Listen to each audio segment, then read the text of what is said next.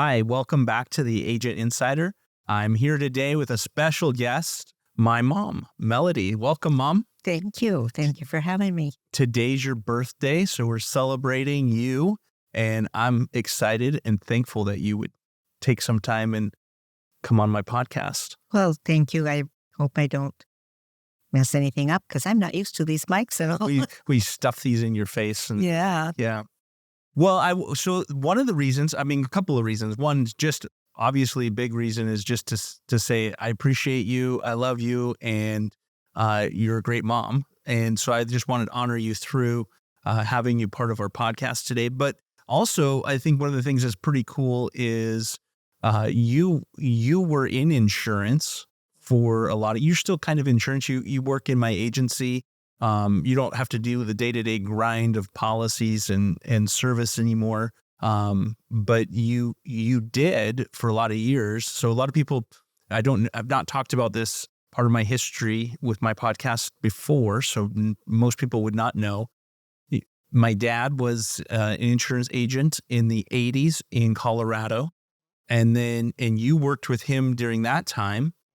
And then you started your own agency. Kind of your, act 2, if you will, or 3 or 4, because you've done a lot of crazy things. You were a stay-at-home mom. I come from a big family. There was 9 of us all together. So you had your hands full. You got your CDL. You were a truck driver for a while. And then you started an agency in 2005.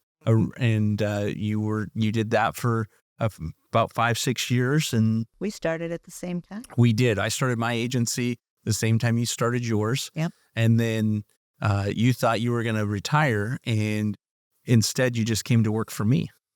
Well, it worked really well because I enjoyed working with you and I enjoyed being able to work with the clients. But then I just kind of moved back, and that was great because I could still stay involved without having quite as much time that I had to spend at it and responsibility there.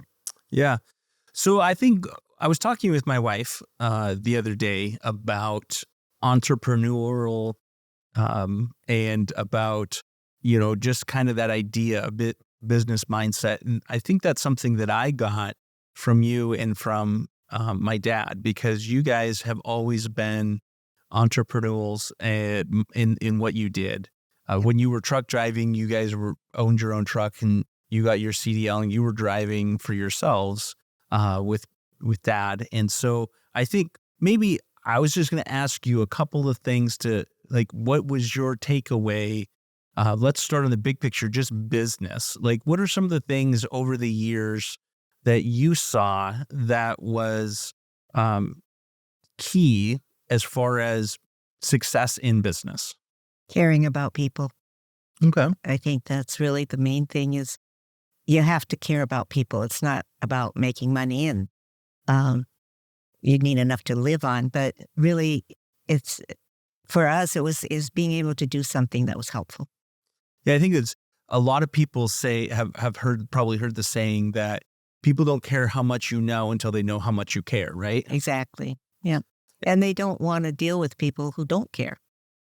Yeah, I think that's definitely something that can set you apart from your competitors, right? Because if I can be the most knowledgeable person, but if I don't care about you as an individual, and no matter what business it is that I'm in, if I don't care about you, then you might as well go buy it from just the cheapest possible place, because you don't trust me any more than you trust anybody else. Exactly. Yeah. Yeah. Well, so what would you say then? What would be one of the things, thinking back over many years, because my dad also did lots of different things and you were involved in all the businesses, even though you may not have been in the day-to-day operations. He had a gas station business. He had a construction company. He had a truck driving business. He did insurance. He's done a lot of different businesses. If you kind of think back over the different businesses over all those years, what would you say would be one of the big pitfalls that you saw as a common denominator between businesses? About the business itself, Sure. you mean? Well, any business, I mean, it's life. There's changes that happen. And in all of them, sometimes things happen, the business is changed or the people running the head of the corporations, whatever, change things, and that would affect everybody downline from them. And that made a lot of changes, a lot of difference for us. So you're talking about like there's a lot of changes that happen that are just outside of your control that are being made at a corporate level or above you. And then, that is something that's interesting. I think about that with insurance. One of the reasons why I got into insurance was because I had worked at Wonder Bread and I delivered bread for 5-6 years. And I built up a route to be the top route in between the two counties that we serviced. And I got laid off because they were making cuts in their expenses. And it was a union job, and I was the bottom of the totem pole. So it didn't matter how good I did. It was just like, you're the bottom guy, so you're going. And I thought, well, that sucks. And I wanted to do something that I felt like I had more control over. But I found control is an illusion. It definitely is. Because you do this. I'm like, okay, I'm going to work hard. And I do have more control over my career and over opportunities working independently. But you are still like, people are still subject to, like, of the policies that I sell, I don't get to pick the underwriting guidelines. Right. I don't get to pick the rates. Right. So the companies make decisions at a company level that say, hey, we don't want to write business in certain areas or certain protection classes for homeowners. Or if you have certain businesses. Yeah, even certain types of businesses, they just will say, hey, we don't want to write that, or the building age or too many claims. There's lots of things that happen that are decided on a company level that still affect me and how I interact with my customers. So it is a little bit of an illusion thinking that you're just going to control things because you're the boss.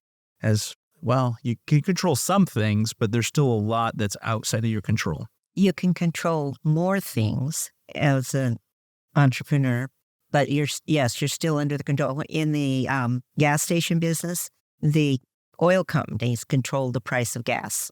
And, you could sell it for what you wanted, but it was controlled by how much you paid for it. Right. So the amount you made was going to depend on how much you sold and how much more you were charging.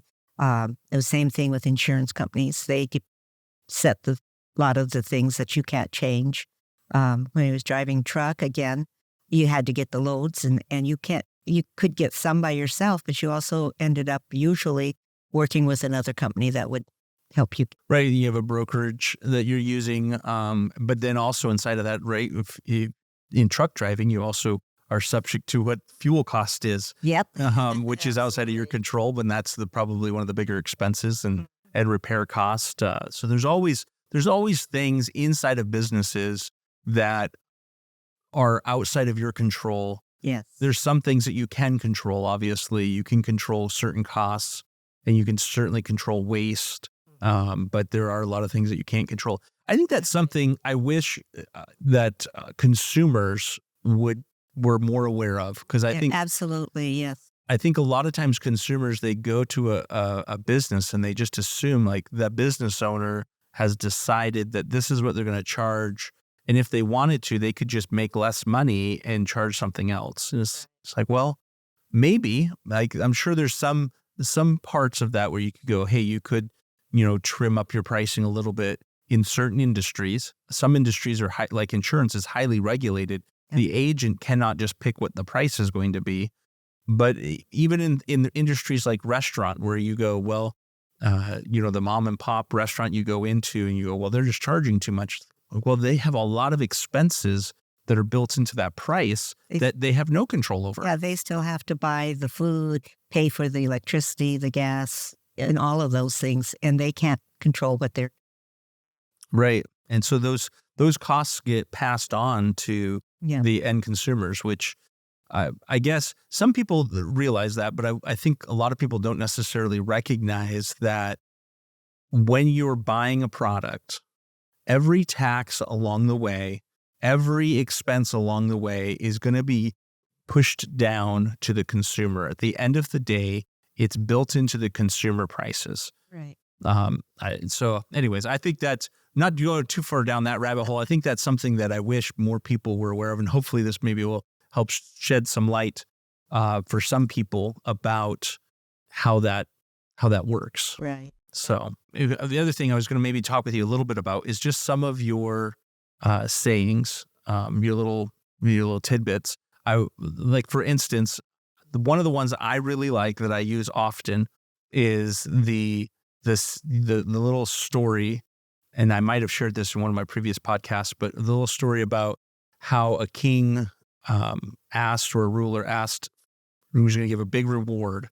And he said, hey, anybody who can come and present a statement that would always be true, then I will give you this huge reward. And people would come up and they would make a statement, and then the somebody else would go, well, that's not true in this case, right? Like, so the sky's always blue. And like, well, it's not always blue, because sometimes, there's sunset and turns the sky red and blah, blah, blah. So, and then finally an old guy comes up and he says, this too will pass, right? Like, this is going to change no matter where you are in life. Yeah. This is going to change. Something is going to change. And oftentimes we feel, while we're in our life, we feel in the moment like this has always been, especially when we go through bad times. We feel like we've always been in this bad time. We feel like we're always going to be in this bad time. And it's an important reminder. That's something I remind myself about often, is like, this is going to pass too. So this isn't always going to be this way. Right now, it feels like it always has and always will be this way, but it won't. And it's going to change. So in your celebration of your birthday, and we won't say how many, but Well, thank you. it's you look really good for your age. Nobody will guess how old you're actually. I should put that as a challenge. Like, someone email me in what they think how old you're turning, and we could give a gift to somebody who could actually guess your birthday. But in honor of your birthday, what would be another piece of wisdom that you think would be important? I know I didn't give you any warning. You didn't. But something that you just like, if you could tell somebody, a younger person, like, hey, keep this in perspective in life, because I think life just comes at us so fast, whether we're in business or whether we're just working for somebody, whether we're just living life. Life comes fast and it comes furious. And I think we often get our focus off, and we get focused on the wrong things, and it can be discouraging. So what's something that you would say to your grandkids to think about? The things that have been impacting me, or that I've thought about in the last few years, is that to care about people, we've already said that, but don't hold things against people. Don't allow bitterness and unforgiveness to build in your life, because that does nobody any good. It doesn't help the person you're angry with. It certainly doesn't help you. But learn to live in love that really cares and understands that we all make mistakes. We all do things wrong.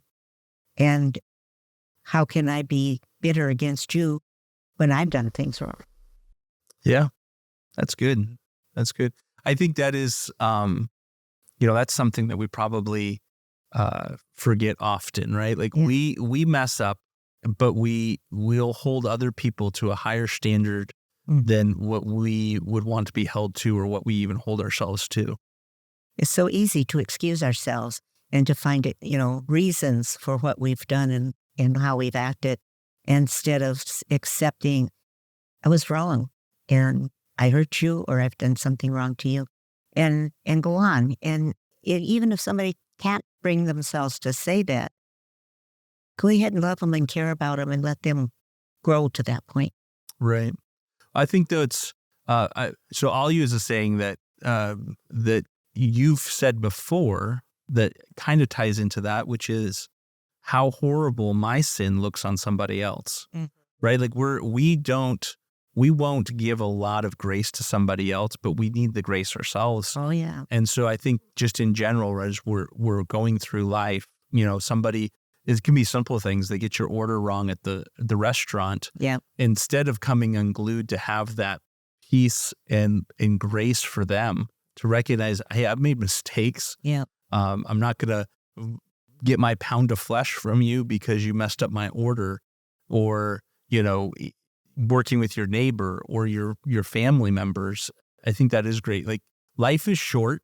Absolutely. And a lot of times, the things that we hold on to that we think are really important, when we come to the end of life, we recognize this weren't really the important things. Absolutely. Absolutely. When I had 8 of you, I never had all 9 at one time, but when there's 8 of you running around the house, sometimes, you know, it felt like it was going on forever, but it doesn't. And it seemed like such a short period. Yeah. It goes quick. Very quick. So, well, I appreciate you taking time to come and do this with me, Mom.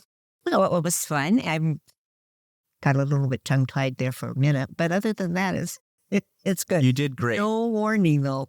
You did great. That's how I like to do these interviews, is I don't really give a lot of information to the people. They just come on and you get like more candid, real responses from people. They haven't had a chance to like script it out. So I appreciate you taking the time to do that, and we love you, and happy birthday.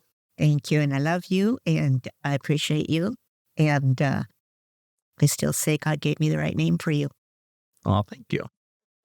All right. So if you have questions for us, or if you want to guess my mom's age, I will do a $10 Amazon gift card if someone guesses your age within a year.